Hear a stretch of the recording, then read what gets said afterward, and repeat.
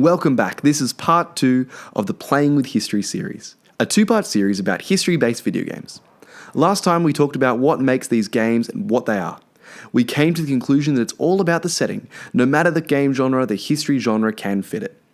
History games fit the mold of all video game experiences, but these experiences differ due to the historical setting. This part is going to focus more on the utility of these games. What do they do for society that other games don't do? How do they complement the way we understand and learn about history? And can we learn anything about people from their desire to play these games? All video games have some form of utility, whether it be purely entertainment, teaching morals, telling stories in creative ways, or providing social commentary. History games seem to have 3 main implications. They help us remember the past, they help educate us on the past, and they help make history entertaining. Remembering the past through history games. Before I begin, I want to preface this by saying that all games representing the past have flaws. Some overglorify the events, some misrepresent them, some ignore the historical accuracy altogether. Despite these flaws, I think this is something that history games give society that no other genre of games provide. I want to discuss 2 positive examples of video games that help us remember the past. The example I want to use first is Battlefield 1. This is an incredible game when it comes to the idea of remembrance for a few reasons. The multiplayer mode was chock full of World War I technologies, from guns and grenades to vehicles and trenches. We were able to see and remember the First World War. The campaign mode is what sets this example apart though. Chloe Rad says that this game's single player is more interested in telling the human stories of World War I. With each death, there is a harrowing reminder of the horror of war, as every time you are killed, the screen lists the name of a soldier, their date of birth, and also the year they died. This campaign is a tribute to the individuals fighting in the war. Now, don't get me wrong, it's still a game in which you shoot lots of people for fun. However, this campaign takes a more sober approach, encouraging players to remember the fallen and not take it lightly. David Hussey states that World War I has been largely ignored by the video game medium. But it's interesting that the 2 examples in this video are from World War I. My second example is from Hussey, who talked about Valiant Hearts, a cartoonish game in which the player, according to Hussey, experiences the Great War not as a triumphant warrior, but as individuals forced to come face with death, wounds, disease, civilian casualties, and much more. The horror of war is communicated to players to demonstrate the reality of it. This helps players remember the fallen and come to terms with the reality of war. That got really heavy, I know, but I think it's really important to think about this.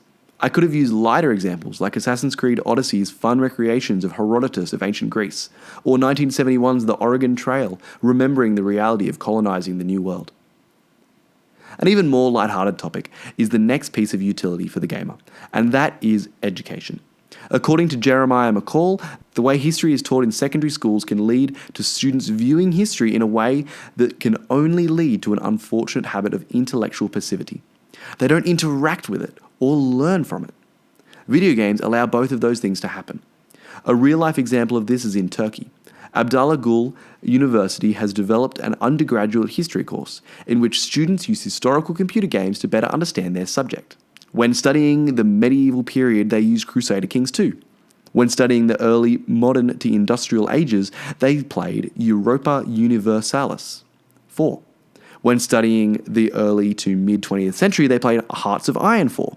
I haven't even heard of or played any of those games. There is so much helpful educational content within this genre, and this example alone shows the post-structural educational utility of video games.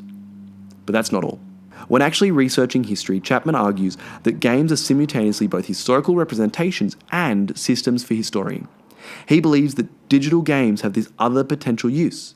Games can be systems for historiating, i.e., the historical practices that digital games can offer players structured access to the practical, epistemological, and historiographical reality of the time. Games can teach us about history from an educational standpoint and an experiential standpoint. There is so much content out there about using video games for education, whether it be for teachers or kids or just regular consumers. When we put video games alongside historiography, we get this incredible learning tool that we are yet to fully tap into. One that can change the way we treat history in schools or in universities.